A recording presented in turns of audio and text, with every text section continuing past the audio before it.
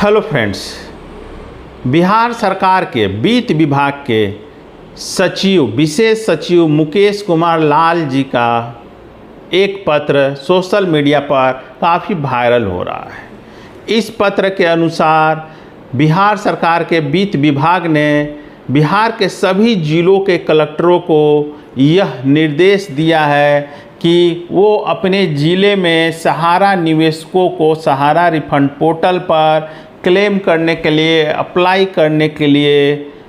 प्रेरित करें। दोस्तों, यह बात इस पत्र के माध्यम से सामने आई है। क्या है पूरी खबर, क्या है विशेष सरकार का प्लान जिसके जरिए वो सहारा के निवेशकों को प्रेरित करके भुगतान पाने हेतु प्रयास करने के लिए अग्रसर कराने का प्रयास कर रही है।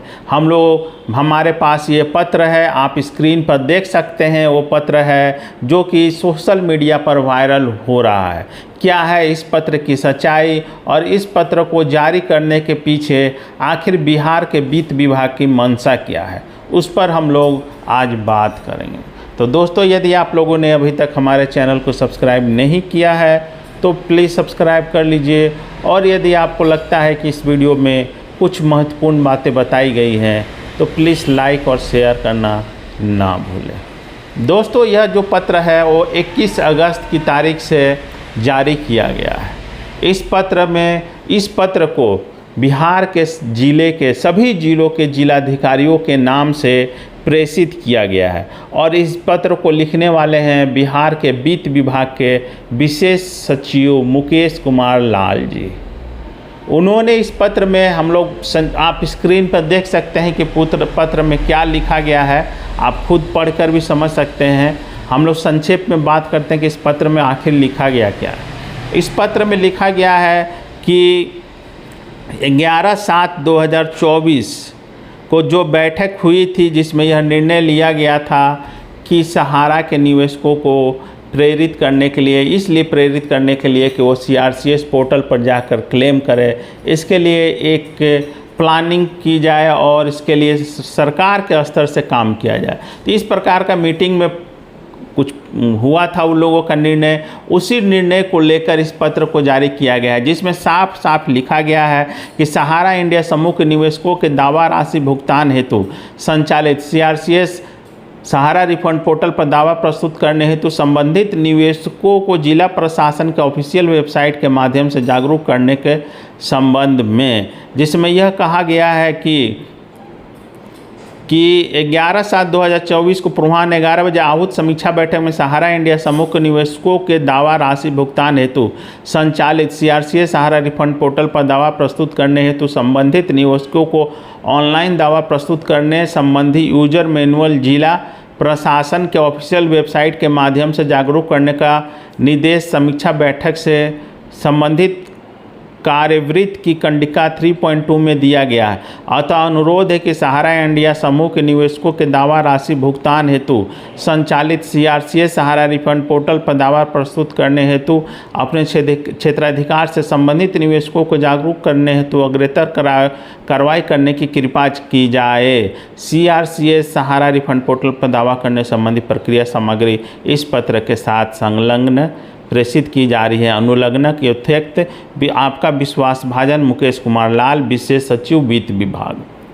तो यह पत्र वित्त विभाग बिहार सरकार के विशेष सचिव के द्वारा जारी किया गया है, जिसमें जिला के सभी जिलाधिकारियों मतलब बिहार राज्य के सभी जिलों के सभी जिलाधिकारियों को निर्देश दिया गया है को अपने स्तर से वेबसाइट के माध्यम से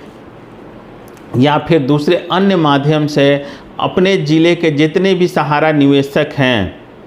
उन लोगों को रिफंड पोर्टल पर भुगतान प्राप्त करने के लिए रिफंड पोर्टल पर अप्लाई करने हेतु उन्हें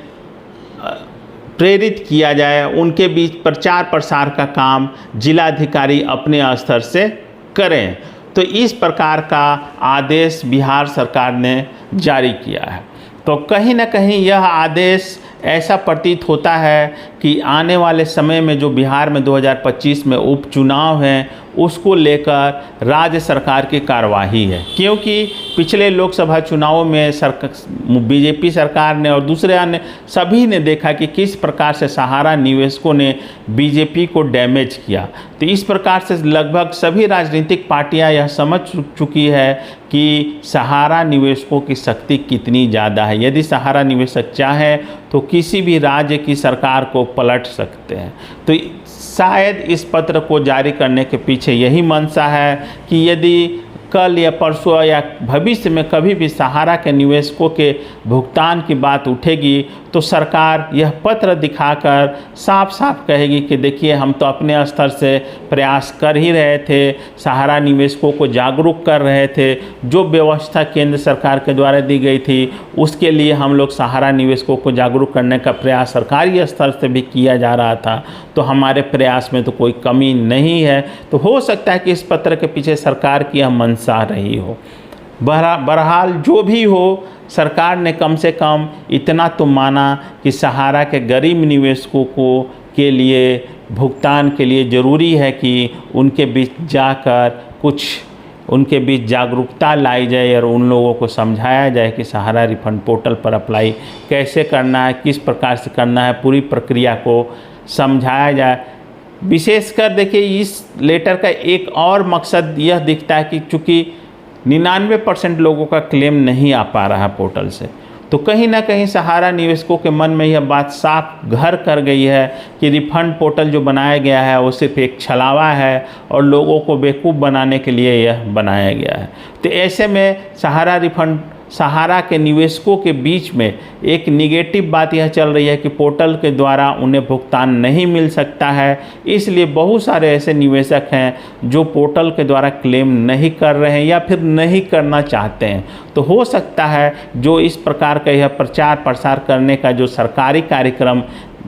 शुरू किया गया है, जो पत्र के माध्यम से साबित हो रहा है, उससे स्पष्ट रूप से यही सबूत मिल रहे हैं कि कहीं ना कहीं सरकार यह समझ रही है कि सहारा निवेशक जान रहे हैं, समझ रही है, उनके मन में यह बात घर कर गई है कि रिफंड पोर्टल से उनका भुगतान नहीं मिलेगा। तो हो सकता है कि रिफंड पोर्टल के बारे में जो बातें चल रही हैं उन सभी भ्रांतियों को या फिर जो सच्चाई है या फिर जो नहीं सच्चाई है, जो भी बात हो, सरकार अपने स्तर से निवेशकों के बीच यह बात दिखाना चाहती है या फिर यह प्रचार प्रसार करना चाहती है कि आप रिफंड पोर्टल पर क्लेम कीजिए, आपका भुगतान मिलेगा। चाहे सरकार की जो भी मंशा हो, कम से कम सरकार के बातों में, सरकार के जेहन में, सरकार के ध्यान में कम से कम सहारा निवेशकों का तो है। अब भले ही इस स्तर से कार्रवाई की जा रही है, लेकिन प्रशंसनीय कार्य है कि कम से कम इससे सहारा निवेशकों को जानकारी तो मिलेगी, उनके बीच एक जागरूकता को तो जगेगी। बिहार सरकार का यह कार्य काफ़ी सराहनीय है। उम्मीद की जानी चाहिए कि बिहार सरकार इस एक कदम आगे बढ़ते हुए सहारा के असली घोटालेबाजों के ऊपर एफआईआर दर्ज कर उन्हें जेल के पीछे डालेगी और निवेशकों के भुगतान के संबंधित जो भी आवश्यक कार्रवाई होगी बिहार सरकार जरूर करेगी। धन्यवाद दोस्तों।